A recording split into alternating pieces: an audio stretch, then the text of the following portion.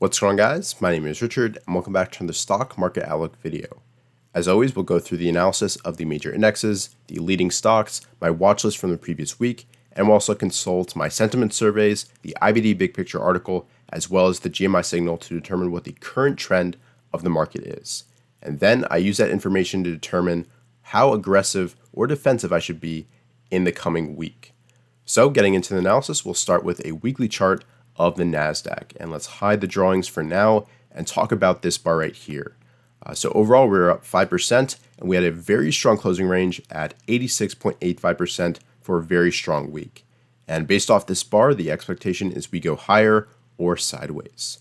Switching over to the S&P 500, you can see we also had a very strong bar, up 4.02%. The closing range was 78%, so very strong. And from this, the expectation is also we go higher or sideways.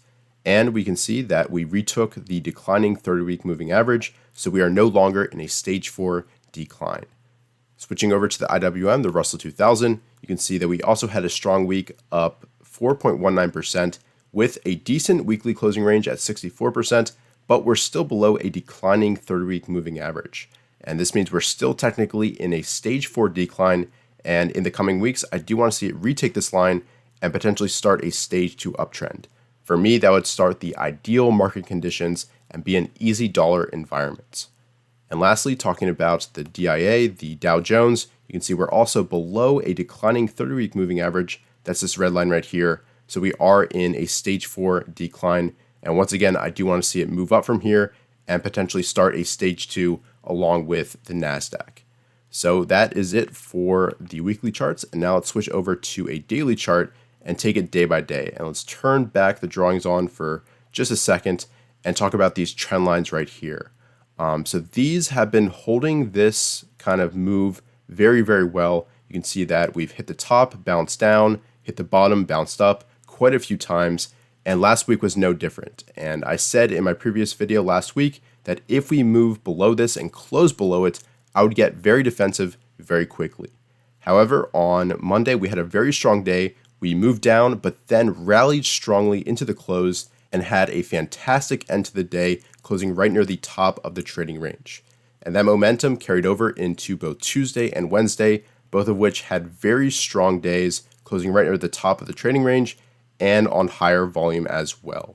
And this momentum carried on throughout the week until Thursday, where we had kind of a stalling day where we gapped up, had kind of a move downwards towards the end of the day with a lot of selling late. So really for me, this was the only negative to the week, and overall a very strong week from the Nasdaq and the other indexes.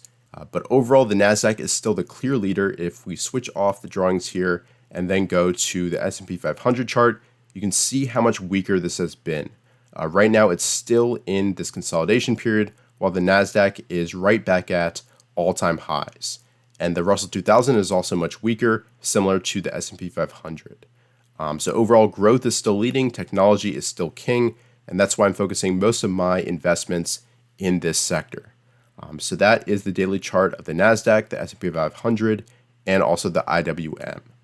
So going over the other indexes, let's talk about GLD or gold. And overall, you can see it broke out just above the past 2 weeks, and overall is trending upwards now, and all the moving averages are moving in the right direction. And going over to the VIX, you can see that it's been declining nicely, although we did have a big jump late last week with all the selling on Thursday.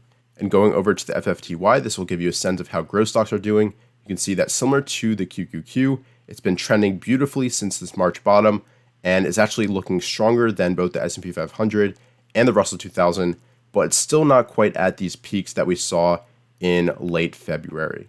So I want to see this keep moving up, and that'll give you an indication that growth stocks are really performing well. And finally, taking a look at the XLF, you can see that it's still not doing well. It just kind of consolidated last week, and going to a weekly chart, it's still below a declining 30-week moving average. And one more thing about the Nasdaq, if we go to this chart right here, it's been holding the 21 EMA beautifully throughout this entire trend.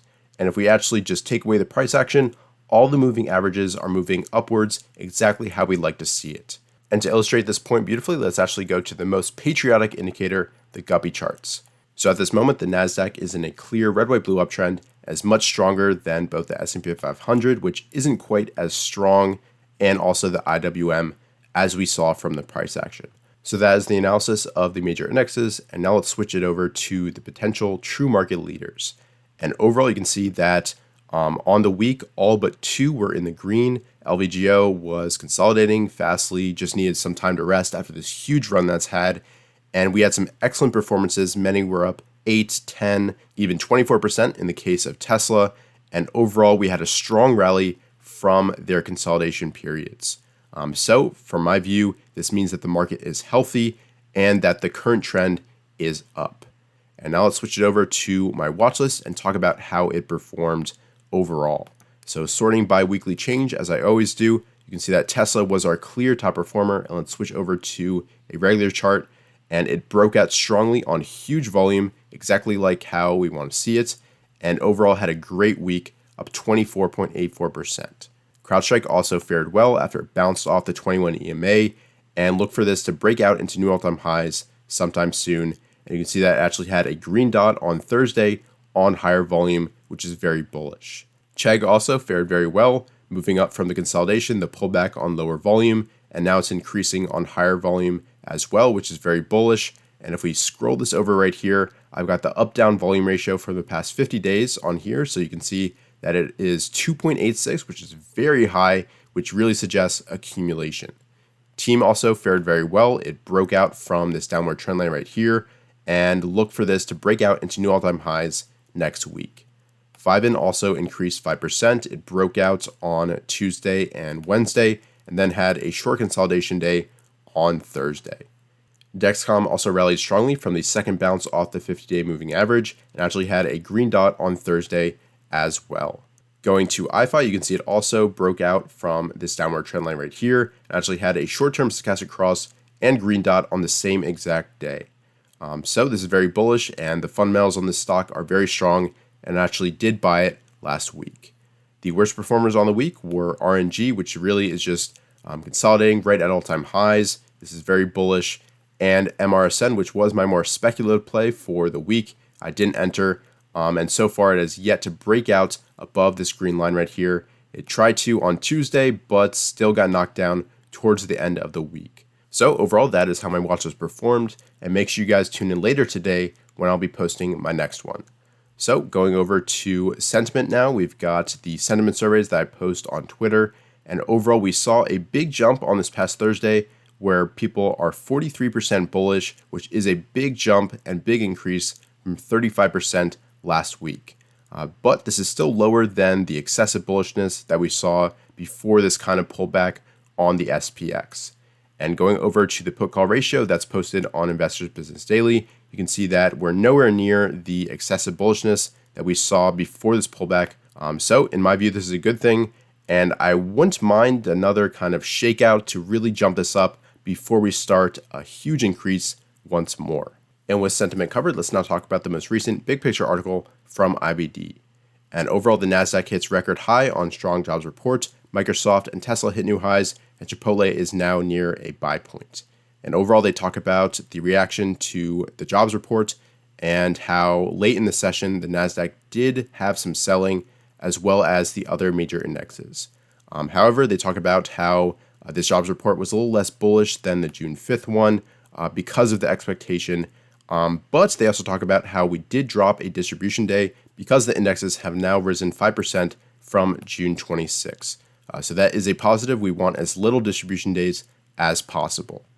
And overall, they talk about how Apple, Microsoft, and Tesla are right near all-time highs or at new all-time highs. And overall, they've got some ideas down here, Chipotle, TSM. And overall, we now have one distribution day on the Nasdaq, 4 on the S&P 500, and we are in a confirmed uptrend from IBD. So with that said, let's now talk about the Gmi Signal from wishingwealthblog.com. And overall, we are still green on the Gmi Signal, and we have a strong Gmi score of 6 out of 6, as strong as it can be. However, as I talked about, you can see that the DIA, the Dow Jones, is below a declining 30-week moving average, and they're still lagging the QQQ. So overall, my take is we are in a confirmed uptrend once again. Last week, I was in an uptrend under pressure, but at this time, I still will be aggressive, although I am now fully invested. I was 40% last week, And now because of Monday and Tuesday, I bought some new positions and now I'm back completely invested at this time. So that's pretty much it for this video. Thank you guys so much for watching. Remember to leave a like down below and subscribe if you're new to the channel, and I'll see you guys in future videos.